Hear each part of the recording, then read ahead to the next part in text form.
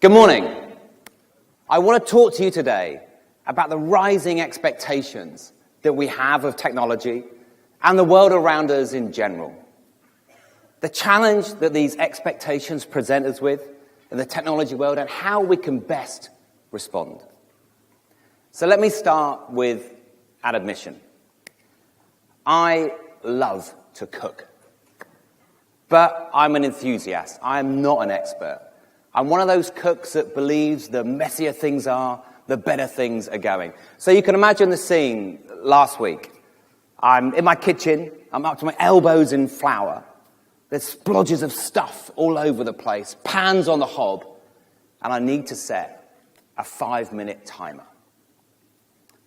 Now, last year, my options were ask my wife, but she's pretty busy already. I look at the clock, try and add on 5 minutes, which I then forget about, and I watch things burn. Or I try and fumble into my pocket to pull out my phone, cover it in gunk, and set a timer.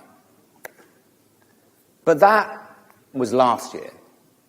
This year, all I did was say, Alexa, please set a timer for 5 minutes. And Alexa, please play some Tears for Fears. Some recognition, I'm glad. And because the recipe actually went pretty well, I didn't have to say, Alexa, can you order some Chinese from Just Eat tonight, please? Now, of course, it's a trivial example, but that quickly turned into, why doesn't everything that I want to use talk to me? This, as I have thought so many times, is just incredible. This is science fiction in my lifetime. But how annoying is it that my car doesn't listen to me? Why can't my toaster take instructions? And the point is, as soon as a piece of tech becomes mainstream, we expect its functionality in everything. We take almost no time at all to become acclimatized to our new magical world. A world which a few moments ago didn't even exist. The only thing that moves faster than technology is the speed of our expectations. And it's not just in technology. Our expectations of experience, of creativity, and even advertising, an industry I spent 2 decades in, are continuing to increase, all accelerating. Let me show you an ad. Now, I know this isn't the best ad ever made. It's not Guinness Surfers. But also, I'd argue that it's not the worst ad ever made. And this wasn't made by a huge creative agency or a rock star team. It was made by a fishmonger in Italy on a mobile phone, and she did it in under an hour.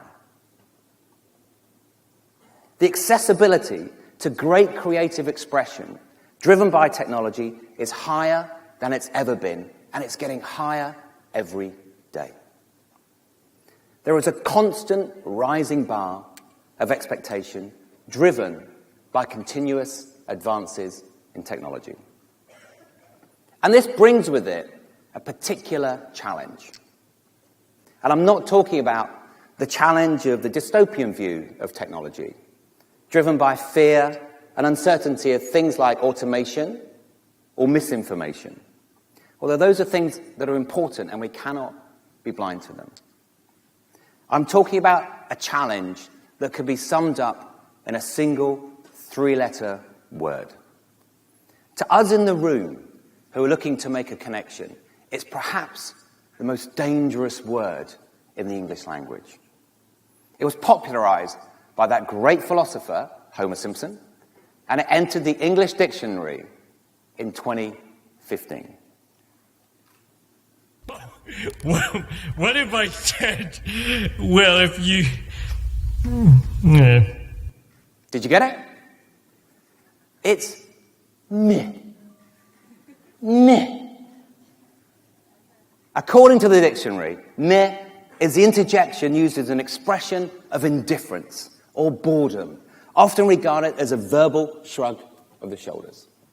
Meh is the verbal shrug of indifference. I can connect to almost anybody in the world at the touch of a button. I have access to pretty much every film, song, or book ever created or read, whenever and wherever I want. I can wear a watch on my wrist that packs the same punch as the supercomputers of my youth. I can summon a car to my door, and pretty soon, that car won't even have a driver. And yet, our wow window is getting narrower, and our meh window is getting wider. Meh is neither positive or negative. It's the neutral charge of people's personalities, the fundamental state that can only be altered by seeing something that moves us on an emotional reaction, something that connects to us as people. And if we're not entertained or impressed or moved by the world around us, we won't feel the need to act, to share, or to strive. We remain motionless. And even though we are surrounded by technology, we couldn't have imagined a decade ago, because of accelerating expectations, avoiding that three-letter word is harder than it's ever been. Well, why is that the case? Well, there are two reasons why it's harder. The first one is technology. Technology is getting better and better and better, and faster and faster and faster. Moore's famous law, coined in the 1970s, says that computer processing power will double every 2 years. Some predicted and expected that that would plateau after 10, but it's held true for 40 years. That's 40 years of exponential growth in computer speed, so that the technology in our phones being more powerful than the computers that took Neil Armstrong to the moon is something we take for granted. Couple that with cheaper data storage, faster internet speeds, massive mobile phone penetration, and we start to see how fast things really are. And the second reason that it's harder is because of us. It's because of people. We're really only just beginning to understand quite how incredible we are. I'm a big fan of spy novels, particularly bad spy novels.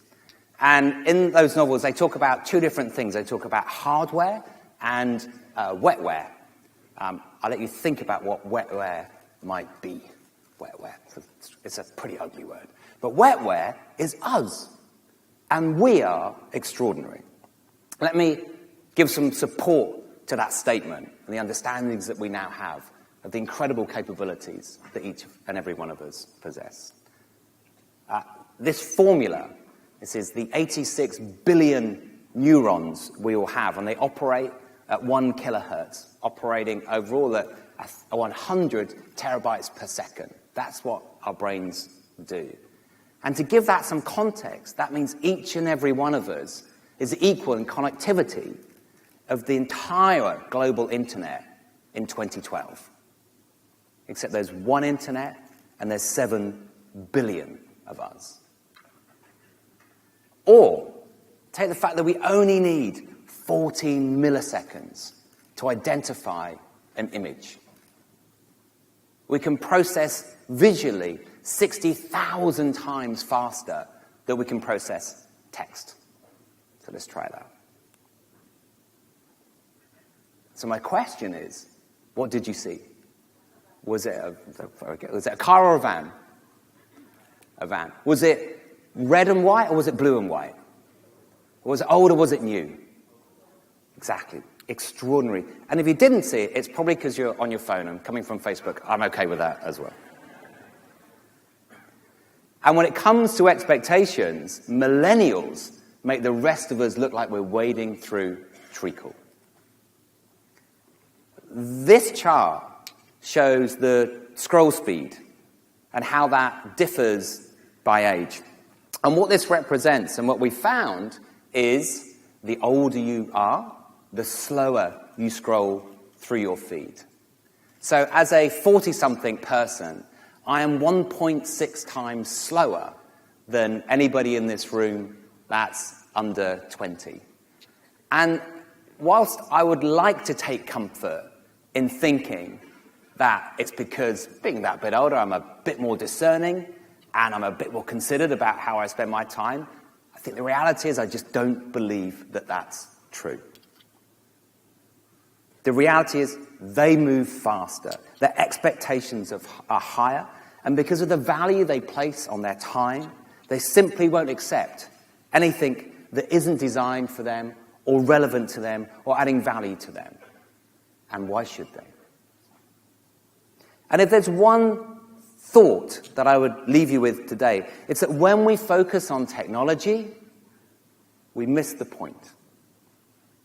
Focusing on people and servicing their needs, our needs, is the key to success.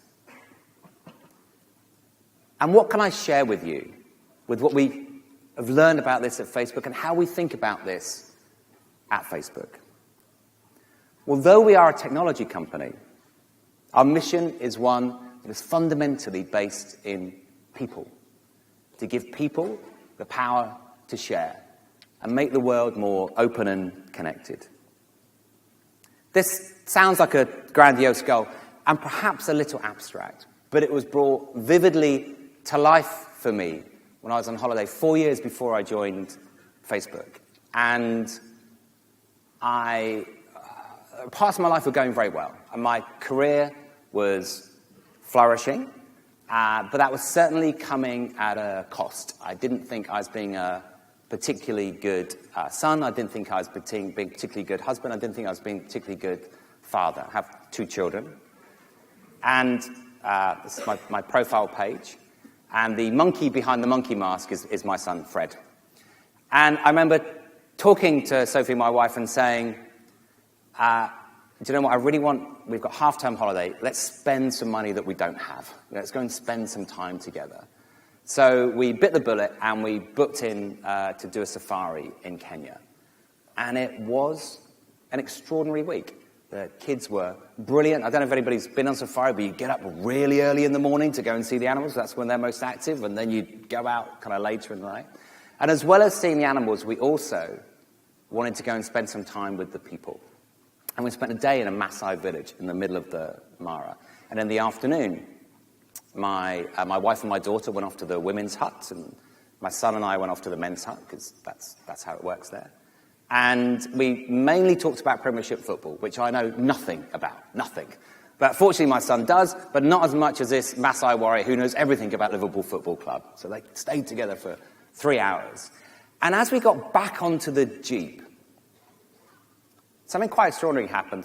When my son got off, walked up to the leader of this Maasai tribe, this incredibly elegant, 6'4" gentleman, and said to him, "Thank you for letting me visit your village today. I will tell all my friends about you, and I will never forget you." And this leader looked down at my son and said, "Fred, I remember you also. I will put your picture on my Facebook page." And by the way, that's very atypical behavior for my son. I mean, but it did make me realize that these things, these words, they are actually happening. They're actually happening around us, and at a rate that is often unprecedented. And this happens, and it shows how powerful having a mission is, how that can galvanize people and bring them closer together.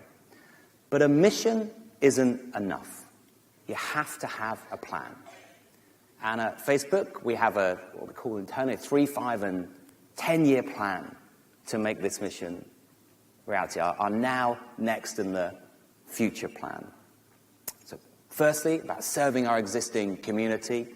Secondly, about building out the next generation of services and adding into those services. And then thirdly, and I have to confess this sounds better in an American accent, but drive fundamental world changes. You know, the things that we've been talking about over these last couple of days, and those things in particular are global connectivity, AI, and VR and AR. So let me share some of our progress and how we've built people into every step of that. Well, most obviously, it's about us bringing new tools to help people tell their stories more expressively on the feed. And it wasn't that long ago that actually we'd have been really happy to have a text-based feed that enables people to express where they are in the way that's there. And Italy, unquestionably, is beautiful.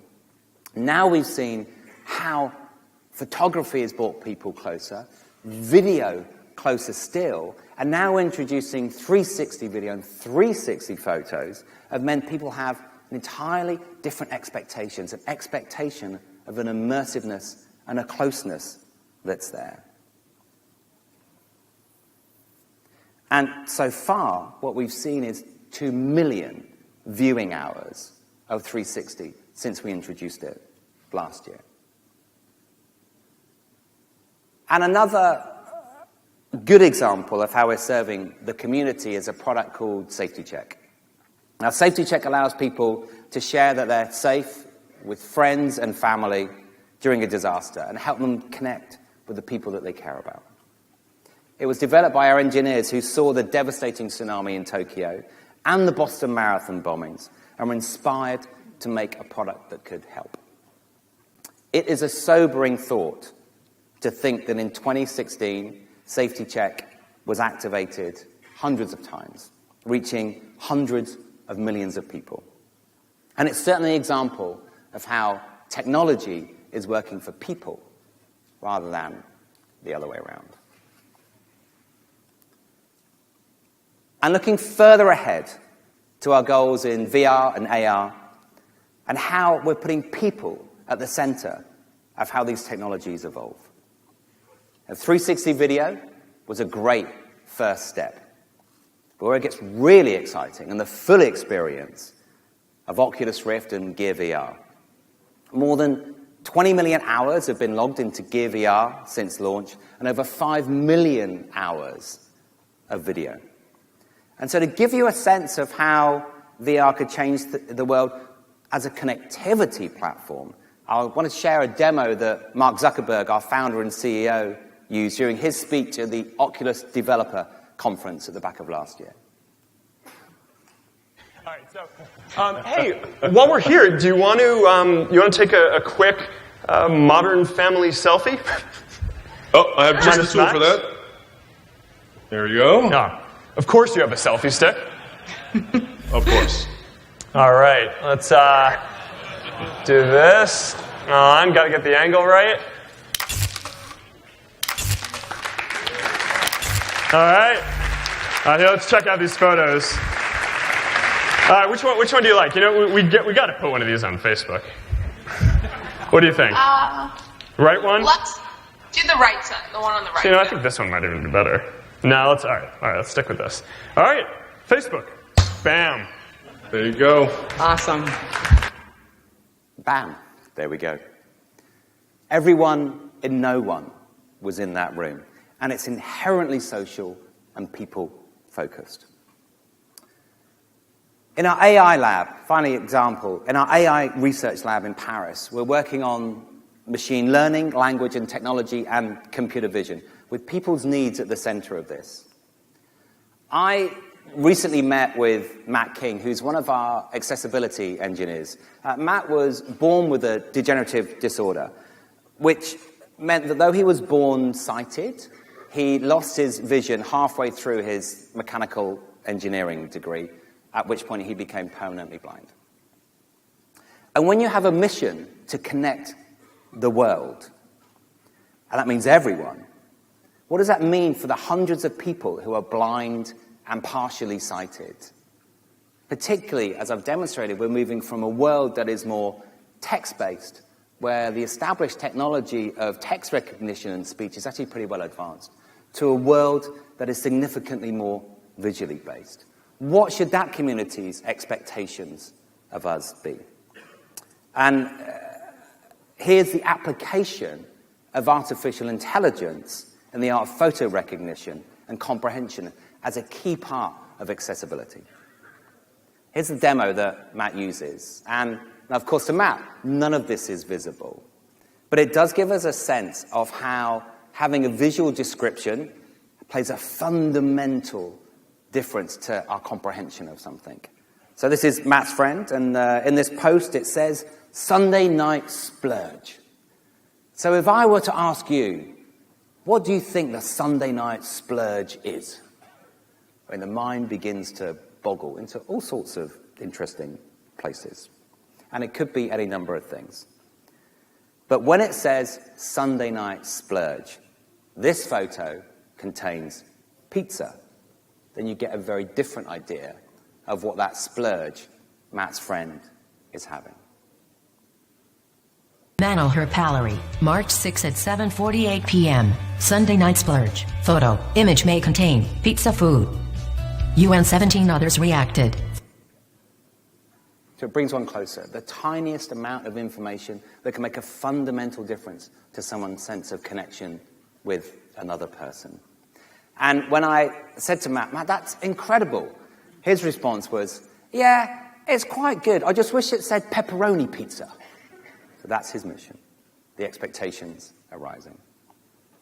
An example of Matt is a good one because it speaks to the need for relevance, but it also speaks to the other important factor of moving from meh to magic.